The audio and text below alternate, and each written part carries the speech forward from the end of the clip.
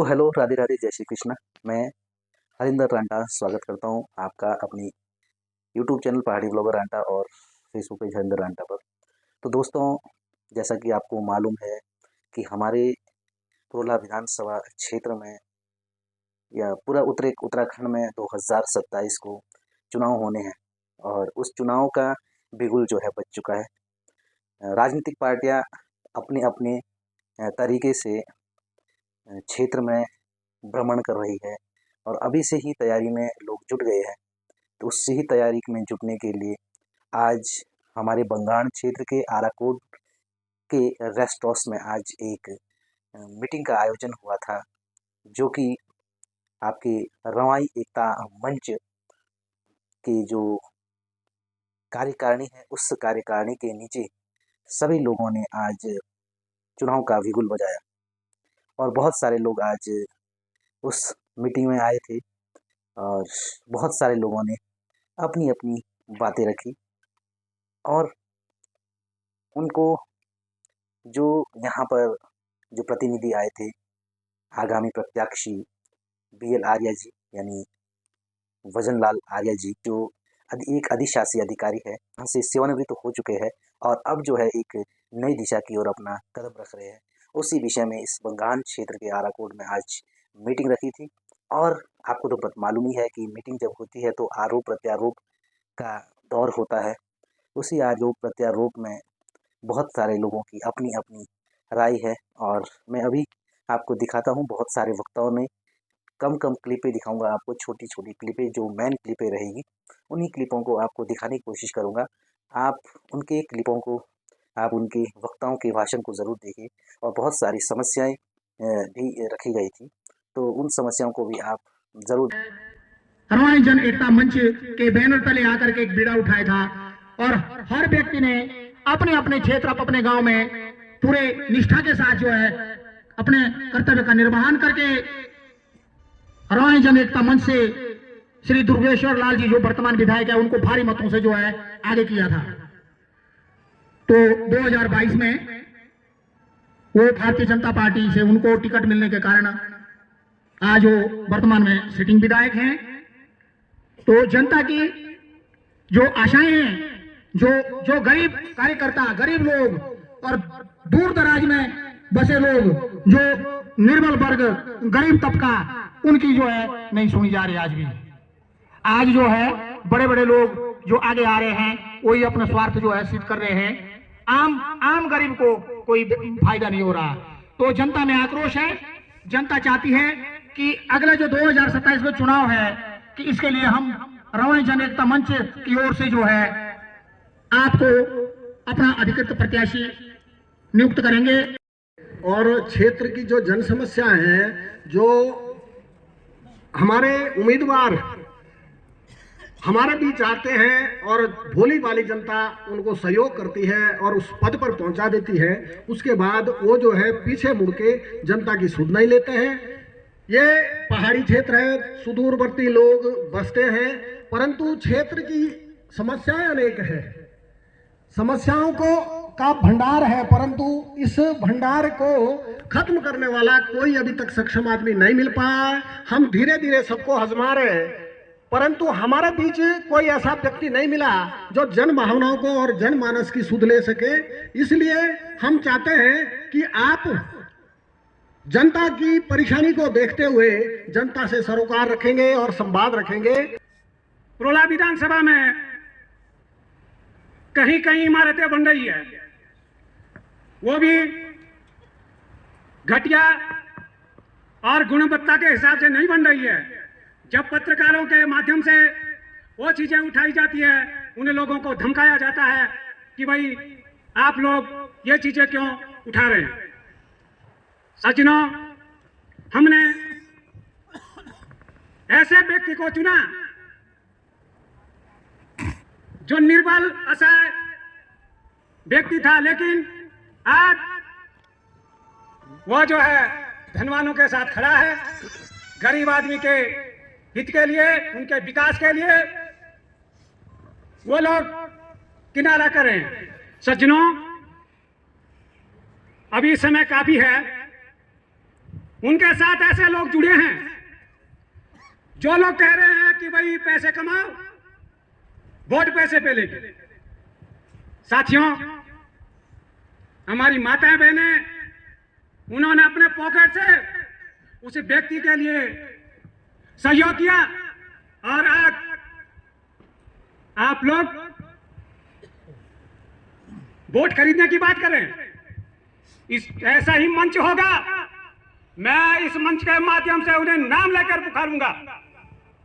आइए, कौन सी दुकान है आप लोगों की जिस दुकान से आप हमारे मत को खरीद रहे हैं? सज्जनों, ये तो समय आएगा और उन्हें बताया जाएगा कि आप लोग हमें पैसे के बलबूते पे खरीद रहे हैं। ही आदमी अब अंग्रेजी बोलने लग गया है, पढ़ा लिखा है, अच्छी बात, पर जो गरीब लोग हैं, जो जिनकी पहुंच नहीं है, उनके विकास के लिए किया था उस आदमी को आगे। परंतु जब अंग्रेजी बोलने लगा तो जिन्होंने उसे सपोर्ट किया वो आज उनको भी भूल गया। पूरा समाज उसके साथ बिना दलगत राजनीति के उतरा हुआ था और आज उनको सबको भूल गया और कुछ चुनिंदे लोगों को उठाया है जिनको ठेकेदार बना रखा है, और किस हिसाब से जनता इससे बहुत ही आहत है। अब हम यही दुआ करते हैं कि सभी लोग, वर्तमान जो हमारे प्रत्याशी है भजन लाल आर्या जी, जिन्हें प्रशासनिक अनुभव भी है, जो रवाई मंच को शुरू से ही सपोर्ट करते रहे हैं और अब हमारी आशा उन पर है। तो दोस्तों, आप देख रहे होंगे कि बहुत सारे लोग अपनी अपनी हिसाब से क्षेत्र की समस्याओं को गिना रहे हैं। अभी जो हमारे वर्तमान विधायक है श्री दुर्गेश्वर लाल जी, उनकी खामियों को भी आपके सामने प्रस्तुत कर रहे हैं। उन्होंने जो खामियां की है, अभी तक जो विधायक बने हैं, तो इस मोरी क्षेत्र से बंगाण क्षेत्र के लिए उनके द्वारा कोई भी कार्य नहीं किए गए, जिस प्रकार से लोग गिना रहे हैं। तो और उनमें आप दोस्तों देख सकते हैं, इसमें बीजेपी और कांग्रेस और अन्य पार्टियों के लोग मौजूद हैं, क्योंकि लोग इस वर्ष जिस प्रकार से मैं इनके बीच रहा, आज की पूरी जो मैंने कवरेज की, उस कवरेज के अनुसार मुझे जहाँ तक लगता है तो इस बारी लोग जो है पार्टी वेश नहीं देख रहे हैं। सीधा एक अच्छे कैंडिडेट, अच्छे प्रतिनिधि जो क्षेत्र में गांव-गांव, घर-घर, गरीब से गरीब व्यक्ति तक पहुंचे, उस व्यक्ति को 2027 में विधायक देखना चाह रहे हैं। बाकी और वक्ताओं के भी आप सुनिए। मैं यहाँ पर उपस्थित रवाई जन एकता मंच के समस्त जो अधिकारी, पदाधिकारीगण और समस्त ग्रामवासी जहाँ से भी आए हैं, सबका स्वागत है इस महासु महाराज और कौल देवता की धरती पर। सभी का नाम ना लेते हुए मैं औपचारिकता में नहीं जाऊंगा। सभी से निवेदन करूंगा कि जो ये मुहिम छेड़ी है उसमें सभी लोग भरपूर सहयोग दें, अधिक से अधिक अपना योगदान दें, अपने साथ एक नहीं अनेक लोगों को जोड़ें, क्योंकि हमने पूर्व में भी 2017 में जो प्रेजेंट हमारे विधायक हैं उनके लिए बहुत प्रयास किए थे, लेकिन अफसोस आज पूरे क्षेत्र में, पूरी विधानसभा में भ्रष्टाचार है। जहां भी देखो चारों तरफ भ्रष्टाचार है। आज ये फिर से एक बार रवाई जन एकता मंच को जागना पड़ा है इसी भ्रष्टाचार को मिटाने के लिए। तो मेरा निवेदन रहेगा सभी से, अगर भ्रष्टाचार मिटाना है तो सबको इकट्ठा रहना पड़ेगा। बाकी ज्यादा कुछ ना कहकर मैं अपनी वाणी को विराम देता हूं। धन्यवाद। हम किस दशक में जी रहे हैं? एक शौचालय बन रहा था, उसके लिए भी जो है अनेकों प्रकार की राजनीति करेंगे। तो इस मुहिम को हम आप लोग जो है एकत्रित होकर के, और मैं आग्रह करूंगा अपने रवाई जन एकता मंच के सभी पदाधिकारियों से, हम लोग भी आपके साथ हैं। इस मुहिम को आप लोग अधिक से अधिक, हमारे मोरी ब्लॉक में जो ये शौचालय बन रहा है, हमारे पवन दास जी एक जिला पंचायत सदस्य बने, उन्होंने अपने कोष से 15 लाख रुपए की वित्तीय स्वीकृति करके आज तक हमारे पास विधायक रहे, चाहे वो 20 साल से रहे, लेकिन आज तक जो ये मुहिम क्यों नहीं हुई? इसमें राजनीति न करके, और हम इस चीज को जो है सभी लोग आगे बढ़ाएंगे। और मैं ये मुहिम जो हमने बीएल आर्य जी के लिए की है, ये मुहिम जो एक ने 100 को जोड़ा, 100 1000 को जोड़ा, 1000 ने जो है लाख को जोड़ा, तो ये इसी मुहिम को हम आगे चलाएंगे। मोरी का क्षेत्र का जो सेंटर है वहाँ पे जो है माँ बहनें रात दिन बड़ी परेशानी होती है कि वो आदमी कोई भी लोग आए तो वो जो है अपना जो है शौच वगैरह के लिए जो है कोई एक उचित वो जो है जगह देख सके। हमें बड़े दुख के साथ कहना पड़ रहा है कि यदि कोई सच्चा और विकासप्रद काम होता है, क्षेत्र में कोई ऐसी बात होती है तो लोग वहां कन्नी काट जाते हैं। हम कड़वा बोलेंगे, डंके की चोट पे बोलेंगे। हमारे बीच जितने लोग यहाँ बैठे हुए हैं उसमें मैक्सिमम लोगों का पहले अपना व्यक्तिगत स्वार्थ होता है। इसलिए हम चाहेंगे कि लोग कुछ समाज के लिए भी जियो, समाज के प्रति अपनी जो है नियत बनाओ। आप जो है खाली अपने लिए, हर कोई सोचता है मैं पैसे वाला बन जाऊं, गाड़ी बंगला घोड़ा ऐश आराम, और रात को जो है 10-10 हजार की दारू की बोतल पी जाऊं, बाकी उससे आगे कुछ नहीं है। तो सजनों, हम आपको एक चीज और बता दें कि ये जीवन हमें बड़ी किस्मत से बहुत बड़े संघर्ष के बाद मिला है। कहते हैं बड़े भाग मानुष तन पावा, सुर दुर्लभ सद ग्रंथ ही गावा, साधन धाम मोक्ष कर द्वारा जय हिन त्यों परलोक संवारा। ये मनुष्य की जीवनी आपको इसलिए नहीं मिली है कि पशु की तरह खाली आप अपने लिए जियो, ये इसलिए मिली है कि आप यहाँ कुछ कर गुजर जाओ। यहाँ जितने भी लोग आए, सिकंदर महान आए, साथ कुछ नहीं ले गया, बड़े बड़े राजा महाराजा बड़े बड़े धीराज आए, किसी ने कुछ नहीं लिया। इसलिए हम चाहते हैं कि समाज के लिए हर व्यक्ति का कुछ कंट्रीब्यूशन होना चाहिए। हम आज ठेकेदारी में जी रहे हैं, जिस प्रतिनिधि को भी आप पंचायत से लेकर पार्लियामेंट तक ले लो, जो भी जो है पद पे आता है वो सबसे पहले ठेकेदार बन जाता है। सबसे पहले वो अपना जो है गाड़ी घोड़ा और शहर में मकान बनाने की सोचता है, जो आने वाले समय के लिए जो है हमारे लिए बड़ी विचित्र स्थिति बनने वाली है। पहाड़ शहर से लोग पहाड़ की ओर जा रहे हैं, हम नीचे की ओर दौड़ रहे हैं। अच्छी बात है, आप प्रयास करो, मेहनत करो, मेहनत करना बुरी बात नहीं है, बशर्ते दूसरे का हक मार के जो काम आप पैसा इकट्ठा करते हैं वो आपकी आने वाली नस्ल को बर्बाद करके छोड़ जाएगा। इसलिए सबसे पहले आप जो है ईमानदारी से जीना सीखो। बात को मद्देनजर रखते हुए आप जैसे समस्त बुद्धिजीवियों ने यह फैसला लिया था कि दुर्गेश्वर लाल जी को जो है मोरी से रवाई जन एकता मंच का प्रत्याशी उतारा जाए, और आप लोगों के द्वारा किया गया प्रयास पूर्ण रूप से सफल भी हुआ। आज फलस्वरूप हमारे जो विधायक जी हैं वो जन आकांक्षाओं पर जो है खरे नहीं उतर पा रहे हैं। उनका जो सबसे बड़ा गलत कार्य है, उन्होंने हमको जो है हमारा जो सामाजिक ताना बाना था उसको बिगाड़ने का काम किया। ये तो उन्होंने किया। बाकी जिन लोगों ने, जिन आम जनता ने उनके प्रति अपने श्रद्धा और अपना विश्वास प्रकट किया था कि ये हमारे क्षेत्र के लिए कुछ करेंगे, लेकिन वो आज जो है अपने स्वार्थ तक सिमट गया। वो एक गरीब परिवार से था, आज उसकी कोठियां लगी हुई है। तो ये इस बात को मद्देनजर रखते हुए रवाई जन एकता मंच आपके पास एक ऐसा प्रत्याशी लाया है कि जो ईश्वर कृपा से ईमानदार और वफादार परिवार से है और संपन्न भी है, जिनकी नियत बिल्कुल साफ और स्वच्छ है। आपके ही नेतृत्व में जो ये पहला हमने प्रत्याशी दिया था उसमें आपका ही नेतृत्व था, आप ही उसके चेयरमैन थे। आपकी बात को सबने एक्सेप्ट किया और इनको जो हमने प्रत्याशी घोषित किया। आज जीत भी गया था, ऐसा नहीं था कि हमने जीता धन बल तन मन धन से, पूरे मोहरी लोगों ने उनको आगे बढ़ाया। मैं खुद नहीं था उसमें रैली में, मैं कांग्रेस का था, मैं कांग्रेस रैली में था। जब सुनने में आया वो रैली आज तक ऐतिहासिक रैली बनी, किसके कारण बनी? केवल आप लोगों की वजह से। आपने तन भी दिया, मन भी दिया और धन भी दिया, पर उस आदमी को इस तन मन धन की कीमत का एहसास नहीं हुआ। बड़ा अफसोस होता है कि हमारे बीच में हमारे नौजवान ऐसे दिमाग लेकर चलेंगे, ऐसे सोच लेकर चलेंगे तो हमारा विकास नहीं हो पाएगा। आज 27 का चुनाव होने वाला है। रवाई एकता मंच ने जो है आर जी को घोषित कर दिया है, तो हमारी एक ही वो रहेगी कि पहले तो हमारे जी से अनुरोध करेंगे कि ऐसा मत करना आर जी कि कल हम आज हम आपका सम्मान इतना करते हैं कि हमारी बहुत ही सम्मानित व्यक्ति हैं, कल हमारे मुंह से कोई गलत बात ना निकले जिससे आपका सम्मान भी घटेगा, हमारा सम्मान भी घटेगा। तो इस चीज़ को आप मद्देनजर रखें, सबको लेकर साथ चलें। ये नहीं कि राजेंद्र सिंह राणा कोर्ट का है तो इसको ज़्यादा दिया जाए। उस गरीब को देखो सबके पीछे बैठा हुआ है, जिसका उत्थान नहीं हो रहा, उसका कारण क्या है मैं बता दूं। अब ये विधानसभा क्यों अनुसूचित जाति घोषित की गई, घोषित क्यों हुई है कि इसको रिजर्व में रखा जाए? इसलिए कि जो हमारे अनुसूचित जाति के जो प्रत्याशी बनेंगे, जो एमएलए और एमपी बनेंगे, वो अपने साथ गरीब लोगों का भी उत्थान करेंगे, उनका विकास भी करेंगे। पर अफसोस की बात है कि इतने सालें हो गई, अब तो हमें भी मजबूर होकर जो आवाज़ उठानी पड़ेगी कि हमको मुक्त करो। उसका कारण है, मुफ्ती इसलिए कह रहे हैं हम कि जब आज तक कोई नहीं हुआ जिन्होंने अपना ही देखा, अपने उन पीछे वालों को नहीं देखा, उन्होंने अपने घर को नहीं देखा। घर में भाई रो रहा है कि उसको कर्जा पड़ रहा है, विधायक जी को या जो भी रहा होगा, उन्होंने पीछे मुड़ के नहीं देखा है।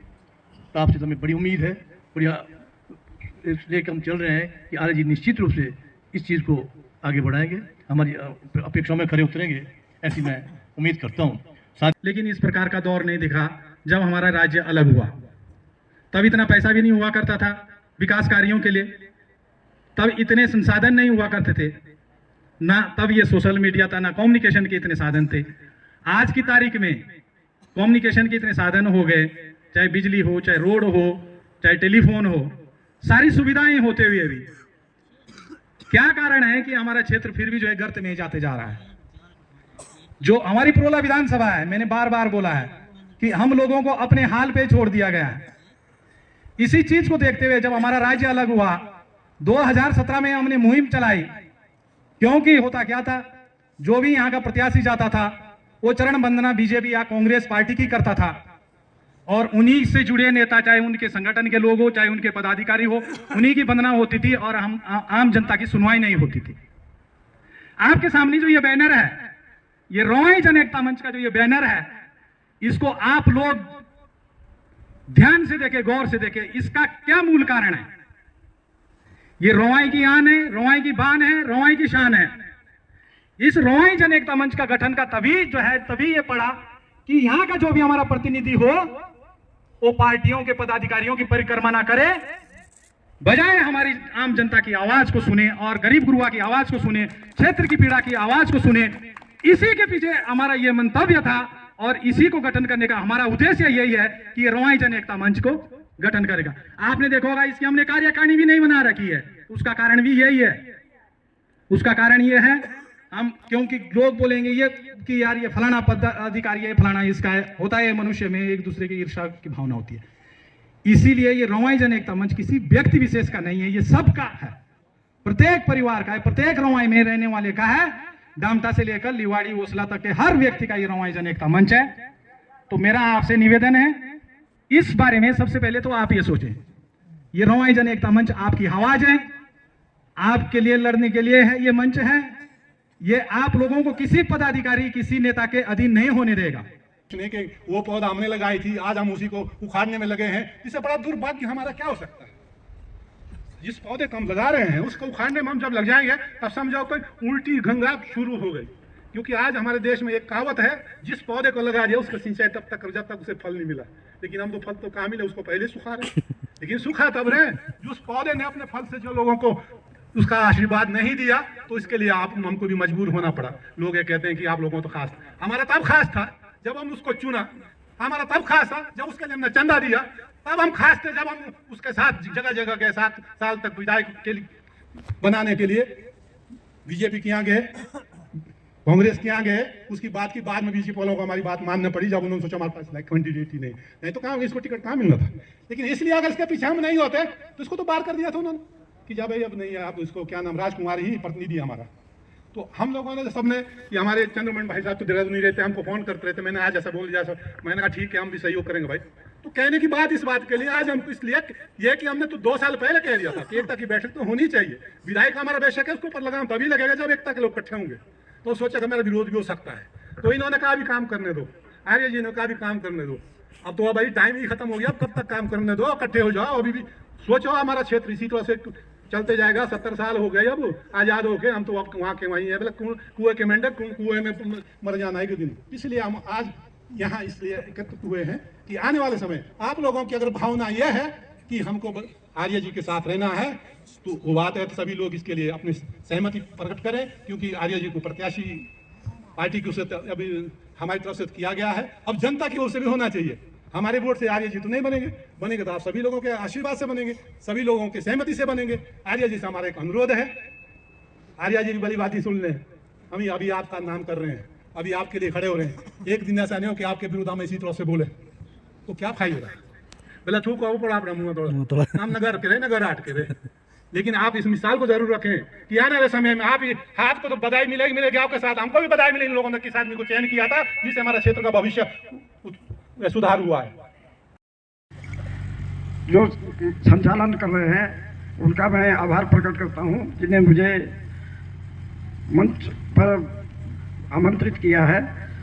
आराकोट न्याय पंचायत में उपस्थित बंगाण क्षेत्र, कोठीघाट, पिंगलपट्टी एवं मासमोर पट्टी के सभी प्रमुख और मुख्य गणमान्य नागरिक, वर्तमान प्रधान, वर्तमान क्षेत्र पंचायत, पूर्व प्रधान, पूर्व क्षेत्र पंचायत और हमारे गांव के सियाणे, वजीर और सभी सम्मानित जनता, मातृशक्ति और गढ़वाड़ पट्टी से आए हमारे सभी सम्मानित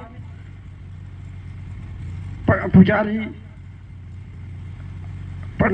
माली और सियाणे, पैंसर से श्री वीरेंद्र सिंह जी, राजेंद्र पवार जी, रवाई जन एकता के अध्यक्ष श्री उपेंद्र सिंह जी, रवाई जन एकता के संयोजक आदरणीय चंद्रमणि जी और हमारे पूर्व प्रधान जो राजेंद्र प्रधान जी के साथ रहे, गुमान सिंह जी के सबसे बड़े सुपुत्र बेटे श्री सुरेंद्र सिंह जी और जागटा से आए हमारे सैनू राम जी और अभी जो हमारे वक्ता थे, कहाँ से आप, धामटी से, तुरारा से हमारे नौजवान साथी और इस पूरे प्रांगण में बैठे हमारे युवा नौजवान साथियों का मैं स्वागत करता हूं और सबको प्रणाम करता हूं। और इस रवाई जन एकता मंच की आम सभा में महापंचायत में आप लोग उपस्थित हुए, इसके लिए भी मैं आपका आभार प्रकट करता हूं। अभी तक जितने सम्मानित वक्ताओं द्वारा क्षेत्र की समस्याओं और यहाँ के सामाजिक वातावरण को लेकर अपने संबोधन में कहा गया है और इस क्षेत्र में जो अब तक विधायक बने हैं, जिनका कार्य प्रणाली के बारे में भी काफ़ी उल्लेख किया गया है, मैं आपको आश्वासन देता हूँ, भरोसा दिलाता हूँ, अगर मुझे विधायक के रूप में आप लोग 2027 में निर्वाचित करेंगे तो विकास के प्रति मैं हर गांव, हर ग्राम पंचायत में आकर वहाँ की आवश्यकताओं से आप लोगों से सुझाव आमंत्रित करते हुए आप लोगों द्वारा जो मुझे अवगत कराया जाएगा उसी के अनुसार विकास की योजना बनेगी और उसी आधार पर विकास होगा और गुणवत्ता के साथ होगा। भ्रष्टाचार पूर्ण रूप से समाप्त करने की कोशिश करूँगा। हमारे क्षेत्र की सबसे बड़ी समस्या स्वास्थ्य, क्योंकि मैं तो 36 साल नौकरी पे रहा हूँ, बचपन से ही लखनऊ चला गया था, वहीं पढ़ाई लिखाई हुई और 36 साल शहरी क्षेत्र की सेवा की है। 2014 में से 19 तक मेरी पत्नी ब्लॉक प्रमुख रही मोरी। मुझे ग्रामीण क्षेत्रों को भी समझने का मौका मिला है और मैंने तब से 2014 से अब तक मोरी में हर गांव, हर क्षेत्र की समस्या से वाकिफ हूँ। हमको किस चीज़ की ज़रूरत है, वो ज़रूरत के अनुसार हमारे यहाँ काम नहीं हो रहा है। स्वास्थ्य की स्थिति यह है कि यहाँ पर डॉक्टर नहीं है, स्टाफ नहीं है, फार्मासिस्ट नहीं है, स्कूलों में टीचर्स नहीं है। एक विधायक बनने में ये इनके लिए कोई खर्चा नहीं होता, सिर्फ सरकार पे दबाव बना के टीचर की तैनाती और डॉक्टर की तैनाती की जा सकती है। तो विशेष रूप से मेरी प्राथमिकता स्वास्थ्य और शिक्षा और कम्युनिकेशन। बहुत सारे क्षेत्र हमारे यहाँ ऐसे हैं जहाँ पर अभी मोबाइल कनेक्टिविटी नहीं है। सड़कें तो बहुत बनी, लेकिन सड़कों की जो मैं दशा देख रहा हूँ, मैं कल सट्टा गया था तूणी, तो हमें तूणी पहुँचने में नेटवर्क से 1.5 घंटा 2 घंटे लगे। सड़क कम दिखती, गड्ढे जाते। तो ऐसी सड़कें भी किसी काम की नहीं है, लेकिन हम उन सड़कों का ऐसी बनाए जिसमें यातायात बढ़िया हो और किसी को कोई दिक्कत ना हो। आज हमारा मोरी चिकित्सालय को अपग्रेड कर दिया गया, पुरोला को उप जिला चिकित्सालय बना दिया, लेकिन ये रिफर सेंटर है। यहाँ कोई इलाज नहीं होता किसी, क्योंकि डॉक्टर ही नहीं है, उस बीमारी का डॉक्टर ही नहीं है। तो दूसरी बात आई कि अब तक के प्रतिनिधियों द्वारा जो है गरीबों के प्रति कोई ध्यान नहीं दिया गया। जिनने चुने अपना साथ लेके चले उन्हीं लोगों को जो पहले से संपन्न थे और जिनके पास साधन संपन्न थे उन्हीं का ही भला किया, गरीबों का भला नहीं किया। तो दोस्तों आपने सभी वक्ताओं की सुन लिए होगी अपने विचार। आपको ये विचार कैसा लगा? और इस ऐसे बहुत सारे विचारों और मेरी वीडियोस, मेरी ब्लॉग्स देखने के लिए मेरे चैनल को ज़रूर फॉलो और सब्सक्राइब ज़रूर करना दोस्तों। तो और भी बहुत सारी कवरेज आपके सामने आने वाले समय में की जाएगी और बड़े अच्छे तरीके से किया जाएगा। और आप मेरे साथ सहयोग बना के रखें। बहुत सारे लोग कहते हैं कि वीडियोस कम आ रही है, कम इसलिए आ रही है क्योंकि आप लोग मनोबल तोड़ देते हो। आप मनोबल को, मेरे मनोबल को जितना बढ़ाओगे, क्षेत्र की हर एक समस्या को आपके सामने प्रस्तुत करने की पूरी कोशिश करूंगा। मनोबल बढ़ाने के लिए मैं आपसे कुछ पैसे नहीं मांग रहा हूँ, सिर्फ फॉलो या सब्सक्राइब करना है बस। लाइक शेयर तो आप करते ही रहते हो, लेकिन फॉलो ज़रूर करना इस चैनल को, ताकि मैं बंगाण की आवाज़ बन के आपके सामने आऊँ। थैंक यू सो मच, धन्यवाद, राधे राधे।